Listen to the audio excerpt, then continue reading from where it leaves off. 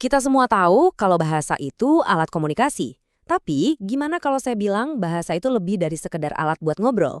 Gimana kalau ternyata bahasa itu justru arsitek yang membangun cara kita berpikir, yang membentuk cara kita melihat dunia? Nah, dalam beberapa menit ke depan, kita akan bongkar hubungan yang dalam banget dan seringkali kita abaikan antara kata-kata yang kita pakai dan cara kerja otak kita. Pasti pernah kan? Misalnya pas lagi nyari kunci yang hilang, atau lagi pusing mecahin masalah di kantor, terus tiba-tiba kita bergumam sendiri. Oke, tadi terakhir taruh di mana ya? Atau langkah pertama kerjain ini, abis itu baru yang itu.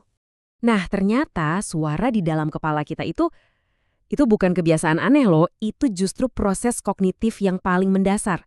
Itu adalah mesin pikiran kita yang lagi bekerja, dan bahan bakarnya, ya bahasa itu sendiri.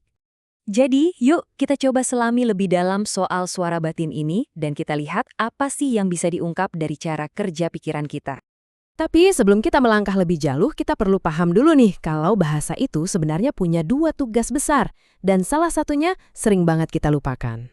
Jelas, fungsi pertama itu untuk komunikasi, buat nyampein ide, perasaan, dan lain-lain. Tapi, fungsi keduanya yang nggak kalah penting adalah sebagai alat berpikir. Bahasa itu cara kita ngasih label, cara kita mengelompokkan, dan akhirnya cara kita memahami dunia di sekitar kita. Bahasa itu kerangkanya. Dan disinilah kognisi masuk. Coba deh bayangin kognisi itu kayak bengkel di dalam kepala kita. Disitulah semua kegiatan berpikir terjadi, mengingat, menganalisis, mengambil keputusan. Nah, bahasa adalah perkakas utama yang kita gunakan di dalam bengkel itu untuk merakit pemahaman. Hubungan antara bahasa dan pikiran ini ternyata memicu perdebatan besar di dunia psikologi yang udah berlangsung puluhan tahun.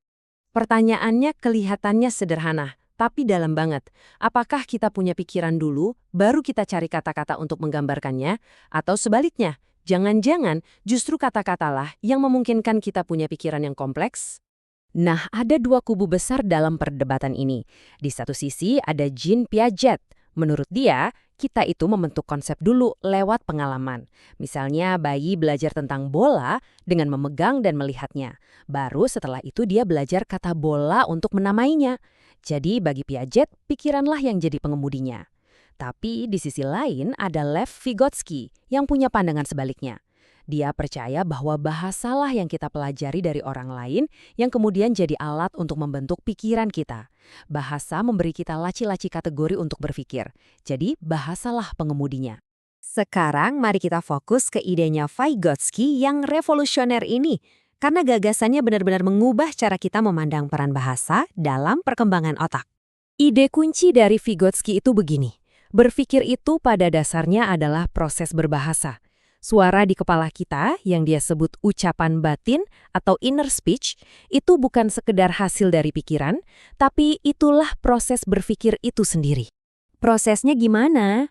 Menurut Vygotsky, semuanya berawal dari luar. Waktu kita kecil, kita belajar bahasa buat ngobrol sama orang tua dan teman-teman.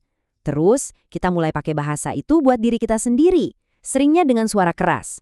Pernah lihat kan anak kecil ngomong sendiri pas lagi main? Nah, itu namanya ucapan pribadi. Akhirnya proses ini masuk ke dalam. Jadi dialog internal tanpa suara yang terus-menerus kita lakukan di kepala. Jadi bahasa sosial perlahan-lahan menjadi bahasa pikiran. Jadi poin utamanya adalah bahasa itu seolah-olah ngasih kita kekuatan super buat otak. Dengan bahasa, kita bisa mengelompokkan dunia yang tadinya kacau jadi lebih teratur. Dengan bahasa, kita bisa mikirin hal-hal abstrak kayak keadilan atau cinta, hal-hal yang gak bisa kita sentuh. Dan yang paling penting, bahasa memungkinkan kita untuk menalar, menyusun argumen, dan memecahkan masalah rumit, semuanya di dalam kepala kita. Oke, ini semua teori yang keren, tapi apa gunanya di dunia nyata? Nah, ternyata dampaknya gede banget. Coba deh pikirin, waktu kita dihadapkan pada pilihan sulit, apa sih yang sebenarnya terjadi di kepala kita?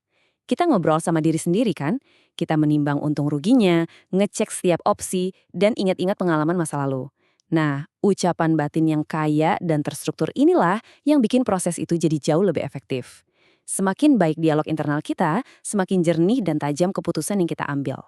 Implikasinya buat dunia pendidikan juga luar biasa. Kalau kita pakai cara pandang Vygotsky, meminta siswa untuk berdiskusi, berdebat, dan menjelaskan ide mereka, itu bukan cuma sekedar aktivitas kelas, itu adalah proses inti di mana mereka membangun kemampuan berpikir mereka sendiri. Interaksi sosial itu secara harfiah sedang membangun pikiran. Jadi, setelah semua perdebatan ini, kita ada di mana sekarang? Siapa yang benar, Piaget atau Vygotsky? Jawabannya, seperti banyak hal dalam sains, ternyata ada di tengah-tengah. Pandangan modern menggabungkan kedua perspektif ini. Ternyata ini adalah hubungan timbal balik. Pikiran kita yang makin berkembang memungkinkan kita belajar bahasa yang lebih rumit. Dan bahasa yang lebih rumit itu, pada gilirannya, memungkinkan kita untuk berpikir dengan cara yang lebih canggih. Keduanya tumbuh bersama dalam sebuah tarian yang dinamis. Lantas, apa artinya ini buat kita sehari-hari? Sederhana saja, bahasa itu bukan cuma cermin pikiran Anda, tapi juga alat untuk membentuknya. Setiap kali Anda berusaha mencari kata yang lebih pas, atau melatih diri menjelaskan ide yang rumit, Anda bukan cuma lagi belajar ngomong. Anda sedang melatih otak Anda untuk berpikir lebih jernih. Anda secara aktif sedang mengupgrade mesin berpikir Anda. Dan ini membawa kita ke satu pemikiran terakhir yang luar biasa. Kalau bahasa yang kita gunakan adalah kerangka untuk realitas kita, maka setiap kata baru yang kita pelajari adalah sebuah jendela baru untuk melihat dunia. Dan kalau kita belajar bahasa yang benar-benar baru, wah, itu seperti membangun sebuah rumah yang sama sekali baru untuk pikiran kita. Menarik sekali, bukan?